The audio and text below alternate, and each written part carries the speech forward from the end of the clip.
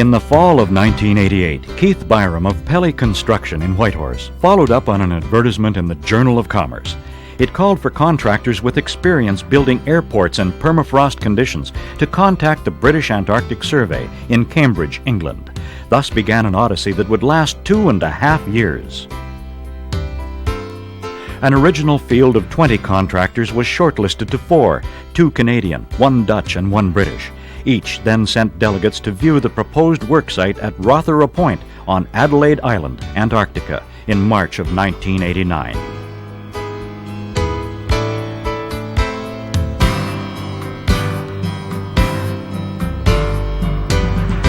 One year after responding to the ad, the final contract was awarded to Pelly Construction of Whitehorse at the end of September of 1989.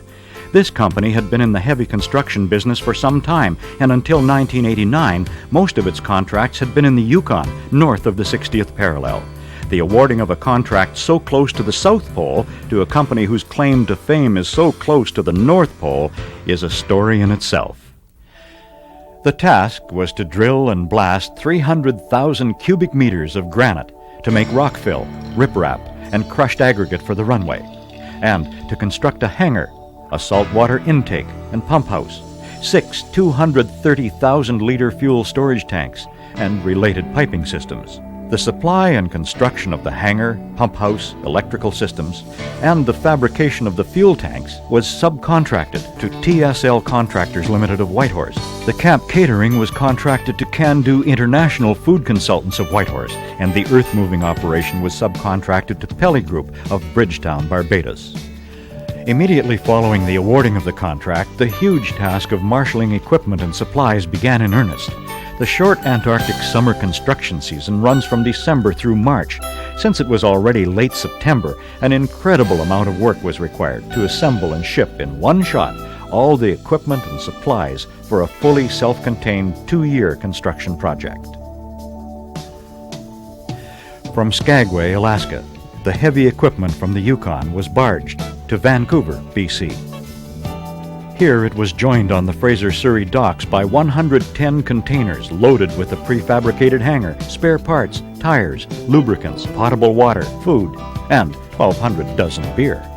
A 60-bedroom camp with kitchen and recreation hall, a 14-meter diesel tug, the Nanaimo Flyer, and 700 square meters of Rendrag portable barge sections rounded out the equipment awaiting onward shipment to Antarctica.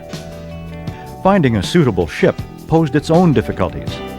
The vessel needed a hull reinforced for service in ice conditions, have enough tanker capacity to carry all the fuel required for the project, and enough bunker fuel to get to Rothera and back north again.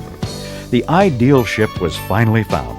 She was the Columbia Land, a 190-meter, 27,300 metric ton vessel owned by Brostroms of Sweden. Loading of the Columbia Land commenced on December 12th and proceeded for 7 days until December 19th, when the ship left port at 2:30 in the morning. An advance party settled in at Rothera with the British personnel and began surveying the site and preparing for the arrival of the ship. 1 month after its departure from Vancouver, the Columbia Land arrived off Rothera Point at 1:40 in the morning, January 18th. The entire first day was taken up just unloading the 2 tugs and the barge sections. As the shoreline at Rothera drops off sharply into very deep water, anchoring of a large vessel like the Columbia Land is not possible. Consequently, it drifted anywhere from 1/2 to 4 kilometers from shore during unloading, which was accomplished by swinging the equipment and supplies from the ship to a barge, which was then pushed ashore with the tug. January 19th saw the first load hit the beach, and the operation continued around the clock until the afternoon of the 23rd. After the equipment and supplies had been put ashore, the transfer of 1,250,000 liters of fuel commenced. The fuel was pumped into barge sections, moved to the beach, and pumped up to Pelly's fuel storage area. The first loads were transferred into 4 90,000-liter bladders. When these were full, sections of barge were dismantled, transported to the fuel storage area, and filled. The camp was set up and in use on January 25th, complete with worldwide voice and facsimile communications. By the time the ship was completely unloaded on the 28th, site grading and excavation for the hangar footings had begun. Blasting began in the main rock excavation area on February 1st, and by the 14th, the last of the construction crew had arrived at Rothera, bringing the total number of contractor personnel to 62. Work proceeded on the project until late March, when demobilization of personnel commenced. The Twin Otter, leased by Pelly, made the first landing on the partially completed runway on April Fool's Day 1990. The last of Year 1 personnel had left Rothera by April 11th. When the first of the crew arrived at Rothera for the second construction season, they immediately began work to complete the runway to the point where landings and takeoffs could be accomplished with a twin turboprop King Air 200D. This aircraft, leased by Pelly for the season, was outfitted with long-range fuel tanks, sophisticated navigation equipment, and was appropriately registered N6 ICE. Using this aircraft enabled direct 4-hour flights from Punta Arenas to Rothera. At the midpoint of each flight, weather would be checked, and a final decision taken to continue to Rothera or to turn back, as no alternate landing facilities existed. But it was not all work and no play at Rothera.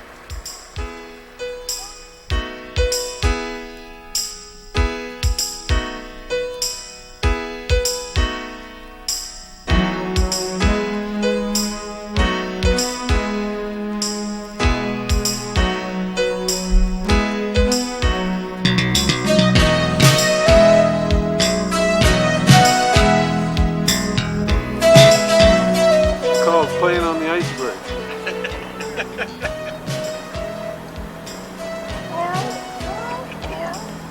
Don't get too close to the edge, Jennifer. Your mother will have a fit when she sees this.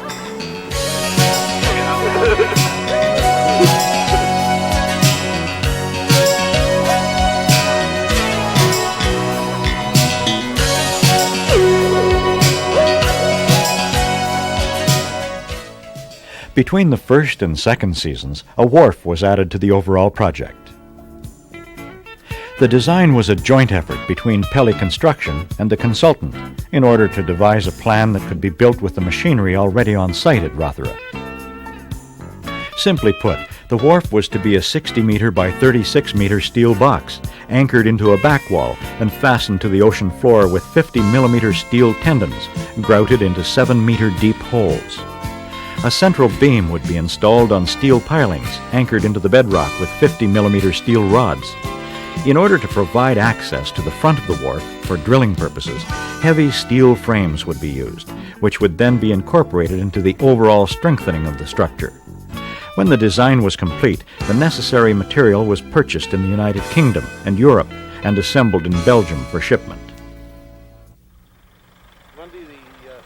750 metric tons of materials and equipment were loaded into the Polar Circle, a new cruise freight ship especially designed for Antarctic use, which departed Antwerp for Rothera on December 15th. January 8, 1991, marked the arrival of the Polar Circle at Rothera. The Nanaimo Flyer was launched from its winter storage area, some barge sections were reassembled, and unloading of the ship commenced. 2 24-hour days, and all the materials were safely ashore, except for 300 dozen eggs, which fell to the bottom deck after the side of the hatch was bumped during the last lift. The heavy steelwork for the wharf required a considerable amount of on-site fabrication, as time had not allowed more work to be completed in Europe. The sheet pile back wall anchor was installed in a trench blasted out of solid rock.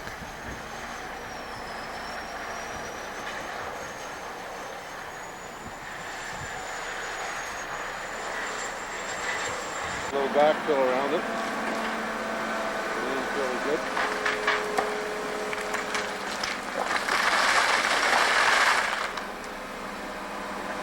The trench provided a measure of drama when a Caterpillar 245 excavator slipped into it and was almost totally submerged by the incoming tide.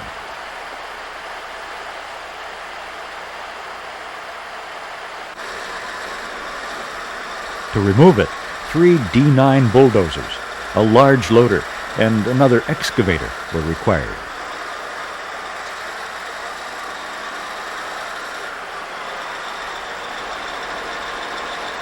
No serious damage resulted, and the excavator was back at work within 12 hours. Wharf construction was threatened whenever south winds, along with the slight current, caused floating ice to invade the worksite. This problem was resolved by running the Nanaimo Flyer at half speed ahead with the bow against the shoreline. The resulting propeller wash diverted the majority of the ice away from the worksite. On occasion, when larger icebergs would come in against the current, driven by an onshore wind, they would be physically diverted by pushing them away with the tug. After the heavy central beam was installed, the next step was to install the steel framework that would carry equipment, including a 20 metric ton hydraulic drill. It was required to drill 111 100-millimeter anchor holes 7 meters into the bedrock through about 8 meters of water. Grouted into these holes, using a special fast-setting cold-temperature grout, were 50-millimeter steel anchor rods. The special grout material worked as it was intended, and design strengths were achieved within 24 hours of placement.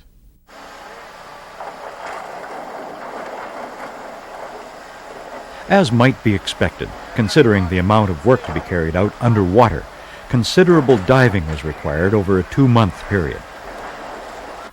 Divers cleared the ocean bottom work area of rocks and rubble, made underwater connections of the steel, and scribed the front sheet piling so it could be cut to conform perfectly with the bedrock.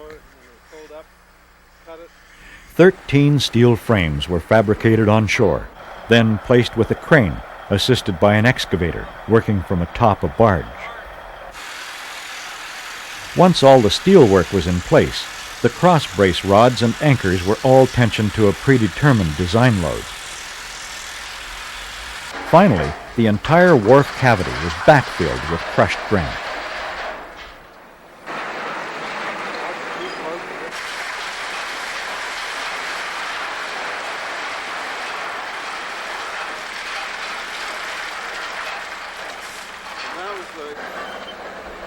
On March 27th, the British Antarctic Survey ship, the John Biscoe, tied up to the partially completed wharf. It was most appropriate that the Biscoe was the first ship to use the new facility, as 18 years before it had brought the first supplies to Rothera Point for a new base. After putting the 1991 supplies and personnel ashore on the new dock, it headed back to England to be retired from Antarctic service. We felt it was only right to christen the new wharf the Biscoe Wharf, and had a champagne ceremony to mark the occasion. On March 31st, 1991, which incidentally was the original contract completion date, all works, including the added wharf, were complete and turned over to the client, the British Antarctic Survey. Now that all site work was complete, all personnel, except for 19 who would be required to load the ship, were flown to Chile and on home.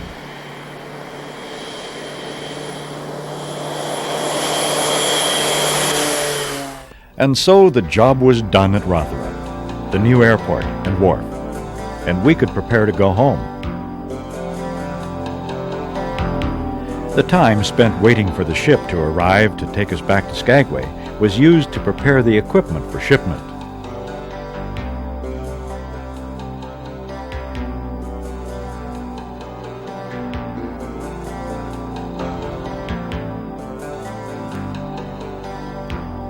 The Prinsengracht arrived on the night of April 15, 1991. It was secured to the new wharf, and loading commenced on the morning of the 16th, and continued through until April 19th.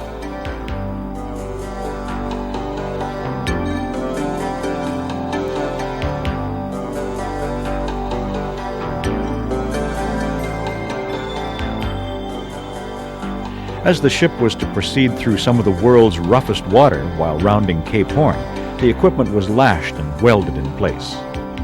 It was so secure that it seemed unlikely any movement would take place, even if the ship was to completely turn over. Upon arrival in Skagway, work was begun, and the ship was completely unloaded and the job officially completed by the evening of May 18, 1991.